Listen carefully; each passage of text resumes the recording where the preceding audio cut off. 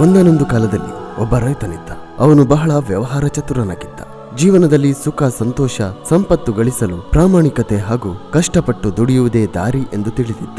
ಕಷ್ಟದ ದುಡಿಮೆ ಇಲ್ಲದ ಜೀವನಕ್ಕೆ ಅರ್ಥವಿಲ್ಲ. ಆ ರೈತ ಜೀವನವಿಡೀ ಕಷ್ಟಪಟ್ಟು ದುಡಿದು ಸಾಕಷ್ಟು ಸಂಪತ್ತು ಕೂಡಿ ಹಾಕಿದ್ದ. ತನ್ನ ಮೇಲ್ಪಂಕ್ತಿಯನ್ನೇ ತನ್ನ ಮಕ್ಕಳು ಅನುಸರಿಸಬೇಕೆಂದು ಅವನು ಬಯಸಿದ. ವೃದ್ಧನಾಗಿ ತನ್ನ ಸಾವು ಹತ್ತಿರ ಬರ್ತಾ ಇದೆ ಎಂದು ಭಾಸವಾದಾಗ ಅವನು ಮಕ್ಕಳನ್ನ ಹತ್ತಿರ ಕರೆದ. ರೈತ ಹೇಳಿದ, ಮಕ್ಕಳೇ, ಯಾರೂ ಅಮರರಲ್ಲ.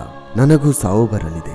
ನನ್ನ ಜೀವನದ ಕೊನೆಯನ್ನು ತಲುಪಿದ್ದೇನೆ. ಆದರೆ ನಾನು ಸಾಯುವ ಮೊದಲು ನಿಮ್ಮಲ್ಲಿ ಒಂದು ಗುಟ್ಟನ್ನ ಹೇಳ್ತೇನೆ. ನಮ್ಮ ದ್ರಾಕ್ಷಿ ತೋಟದಲ್ಲಿ ಭಾರಿ ನಿಧಿ ಇದೆ. ನಾನು ಸತ್ತ ಮೇಲೆ ನೀವು ಆ ತೋಟವನ್ನು ಅಗೆದು ನೋಡಿರಿ. ಅಲ್ಲಿ ನಿಮ್ಗೆ ಒಂದು ಮರದ ಪೆಟ್ಟಿಗೆಯ ತುಂಬ ಚಿನ್ನದ ನಾಣ್ಯಗಳು ಸಿಗ್ತದೆ. ಆ ರೈತ ಕೆಲವು ದಿನದಲ್ಲಿ ಸತ್ತೋದ.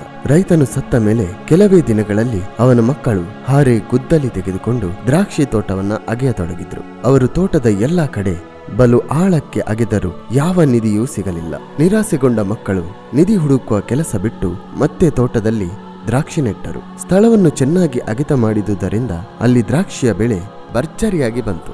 ಅಷ್ಟು ಬೆಳೆ ಅವರ ನಿರೀಕ್ಷೆಗೂ ಮೀರಿದ್ದಾಗಿತ್ತು.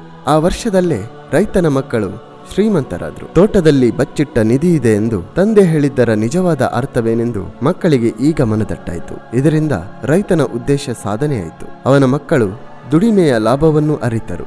ನೀತಿ: ಕಷ್ಟದ ದುಡಿಮೆಯಿಂದ ಫಲವು ಕಟ್ಟಿಟ್ಟ ಬುತ್ತಿ.